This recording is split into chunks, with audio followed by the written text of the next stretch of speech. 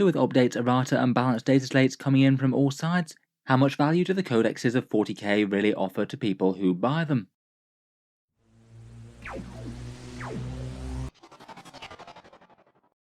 Hello and welcome back to Auspex Tactics, where today I thought we'd do a bit more of a discussion video of a fairly common criticism of Games Workshop's rules design, and something that you get at least a few people grumbling about literally every time Games Workshop adjusts the game in any way. Namely that if you take the vast majority of Games Workshop's Codex publications, if you look at them at around a year down the line, quite a lot of the points or even entire rules and things might be just completely out of date, and you need several other disparate digital sources to actually make them work properly for a new player.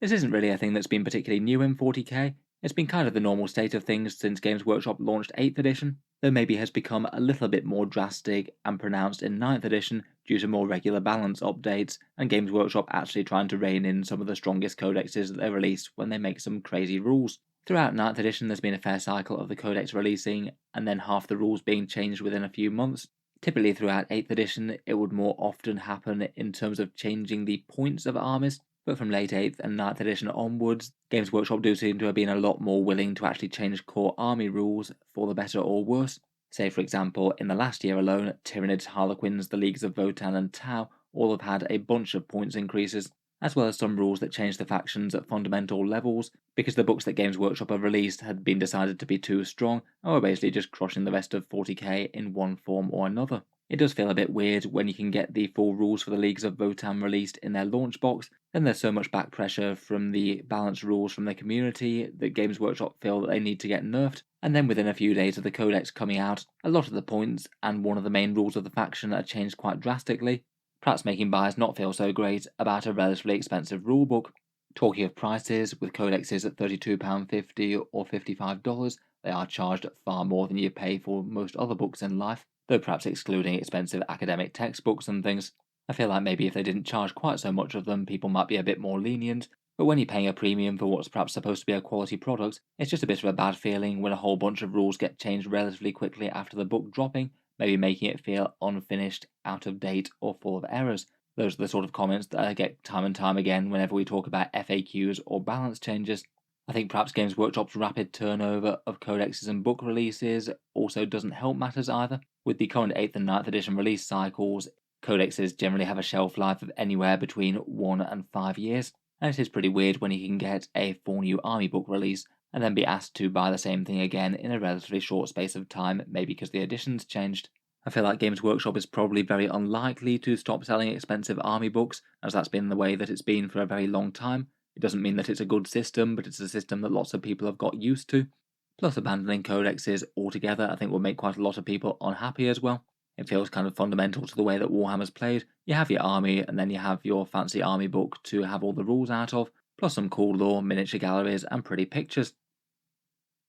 I'd say maybe it's a bit of a game design trade-off having codexes versus digital updates of rules, and it's perhaps Games Workshop trying to have the best of both rules, basically both have some nice printed army books that have that same look and feel, and of course get them the sales, but also kind of trying to treat current 40k a bit like a video game, having balance patches and tweaks to certain units and rules, making regular changes to the game with things like points value updates, plus the balance data slates, to have an attempt at reining in the top factions and buffing the weaker ones, which I would say broadly over the last year or so they have been doing a lot better than they were previously in 9th edition, and while there's still issues, I do feel that Warhammer game balance is better than it's been in an awful long time, with most of the armies at least having a chance to compete well. The alternative to that is maybe treating it a bit more like a board game. You have the rules in the book, that's the way that they stay, and generally you wouldn't expect any sort of external support to change certain rules or make things stronger or weaker. I'd say that both sides have their merits and disadvantages. The first would generally lead to a bit more of a polished game, hopefully with better faction balance, and perhaps add a bit more excitement with certain units getting better or worse, so you can crack out old models and have them play well again. But on the other hand, it can be kind of hard to keep up with all the changes, particularly for more casual players who don't get games in that often. It can be pretty strange coming back to 40k maybe 6 to 8 months later and finding out that a bunch of points have changed, plus even core rules of the game.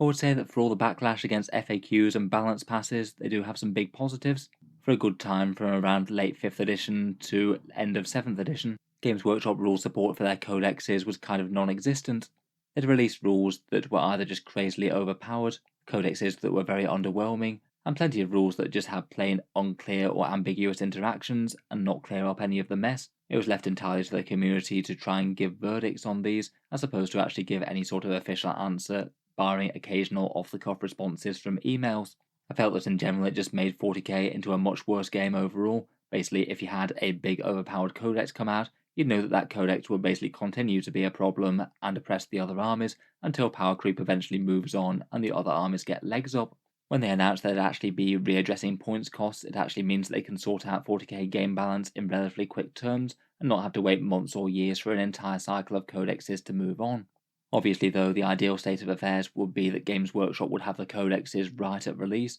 as opposed to having things that are too strong, too weak, or too internally unbalanced. So I guess it depends on how you frame it within your mind. Is Games Workshop just actually bothering to support their products, or is this just highlighting mistakes that they've made they should have corrected before the codex release, with their own systems of playtesting and just evaluating the army against the other books coming out? I certainly say that throughout 9th edition, it has been a very weird cycle of overtuned books coming out that dominate for a bit, then get nerfed. Perhaps the codex release cycle hasn't exactly helped with that. Maybe quite a lot of the unreleased books were all tested against each other. They were all very strong, but because they came out piecemeal, basically people demanded that they be reined in, only to make way for the next strong book that was also demanded to be reined in after that. They did say that that was perhaps a problem of the recent Leagues of Votann codex that came out, where the rules from the book would have pretty much planted them squarely at one of the very top spots of 40k, and given some armies almost no chance of beating them. Apparently they were tested against armies like Harlequins and Tyranids that were yet to be released as well, which again were some of the very strongest armies in all of 40k. I do think that spotting every single rules error and mistake in codexes as complicated as the 9th edition ones is a little bit trickier than people expect though. Once the books are released, you get a global community of very intelligent people trying to get the strongest stuff out of them, and even then it doesn't necessarily become clear exactly what's the strongest builds of the book until they've had a fair time to chew over them. While obviously it'd be far better if Games Workshop were able to playtest all the combos thoroughly, I certainly can understand why they do make errors if they make books as complicated as these, but maybe I'm a bit more lenient than some. In general, the state of affairs at the moment seems to be that Games Workshop is happy to release codexes and maybe get most of it right, but not all of it, and then they follow up with a 2-week FAQ to address any rules that weren't clearly worded or were functioning in a non-intended way, and then in the future maybe make further balance passes if a codex is too strong or too weak. So basically here's the idea that the codex has the majority of the rules, but they will likely make changes in one form or another later on. I feel that perhaps while this is the state of affairs that Games Workshop is going for, they don't actually officially acknowledge it, and maybe if they did just print something to acknowledge the state of 40k rules in each codex, people might be a bit less annoyed when they do see changes. I feel like if they just made a statement at the start of each codex, maybe something like the rules of Warhammer are constantly evolving, and supported with regular digital rules updates to ensure they're functional and help preserve game balance as the releases come out. As support for this book, we will have digital rules updates on the Warhammer app or on our website here, where you can find any updated points or rules changes for this army. Maybe if that was just clearly stated somewhere prominent towards the start of the book, then people might be a bit less annoyed when rules changes do happen. That is basically the way that the rules work at the moment, and people would feel a bit less misled if it was prominently stated, as opposed to just something that the community generally knows to expect, but Games Workshop don't actually communicate when you're looking at picking up a codex to buy. The other thing, of course, that always gets mentioned whenever Games Workshop updates things is that they could just try and embrace digital rules a bit better. This allows them to actually update changes in the rules at the very source, and you basically could patch the 40k rules as if it were a video game, and then just give us some patch notes to say that what's changed. The Warhammer 40k app does appear to be their attempt to make this work for 9th edition. Buying the codex lets you get the full rules on the app, and then they do update the app with new points changes or FAQ changes as they come out. It really hasn't been embraced particularly strongly by the community though as the digital rule set that it's probably supposed to be. The general consensus so far is that there's just a few too many errors into it to make it into a truly reliable rule source, though I do personally find that it's fairly handy for a quick in-game reference. It's very searchable, which is nice. I still find it hard to get over the fact that basically one guy manning Warhapedia basically manages to make a better digital rule set than Games Workshop can. It does seem that if the 9th edition app was meant to be a digital rule set for the edition, it has been a bit of a swing and miss on Games Workshop's part so far.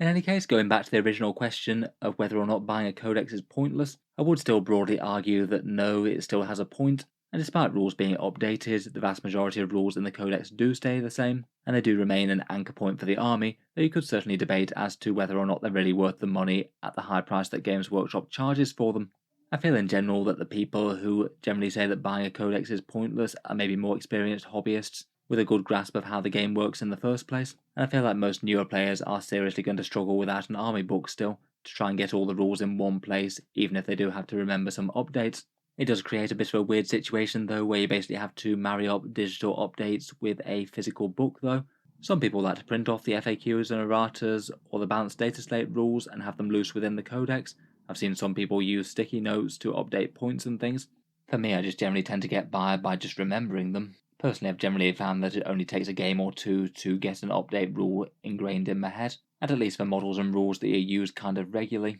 The changes for one army perhaps aren't particularly tricky to remember on top of the rules in the book. Perhaps things get a bit more tricky though if they're rules that you only use semi-regularly, either because you only game infrequently or it's rules within the codex that don't come up that much. Could be annoying if you're trying to entrust those sort of things to memory and then aren't sure if Games Workshop have changed something when you're playing mid-game. In general, I'm certainly broadly in favour of Games Workshop updating their game and supporting the codexes, though I definitely see how it is a trade-off and some people get turned off by too rapid updates. I feel like that's perhaps always going to be a way where Games Workshop pleases some sections of the community and annoys others. I think there's always going to be debates to be had as to whether or not they should update things quicker or slower. The rapid turnover again does make them a little bit less good as a value proposition. With rulebooks, I'd generally recommend keeping a bit of an eye on when Games Workshop updates rules or is about to release a new codex for a faction. It could well be worth eBaying the book before they've actually released the thing, so that way at least you recoup a little bit of value of the book that you've had, and maybe lessens the blow of repeated codex updates, unless of course you just want to keep them for the lore and the old edition rules. Otherwise, it is interesting to note that Warhammer 40k is still surprisingly playable if you don't have any codexes available. I feel like Games Workshop probably would shut down both Warhapedia and Battlescribe if they could, both of which basically have a whole load of stats of the units and also the points from the codexes, and between the two it probably would be pretty easy to play Warhammer without owning a single codex if you wanted to. Of course, provided you're happy to use third-party sources that certainly aren't officially endorsed by Games Workshop, and they'd shut them down if they could, I suspect. Otherwise, there's also the alternative of just playing with different rule systems altogether, such as one-page rules, Grimdark Future. I guess if you were absolutely at the point where buying codexes was intolerable from Games Workshop, then either one of those two would be your main two options if you still wanted to play with Warhammer models. So anyway, let me know what you think. Are codexes from Games Workshop a good or adequate deal at the moment? And what are the main things that make you decide whether or not you're going to buy one when they get released? Look forward to hearing all the thoughts down in the comments below. If you enjoyed the discussion, then feel free to subscribe to Auspex Tactics, where we'll certainly keep the regular 40k updates coming. I do tend to post new things just about every day.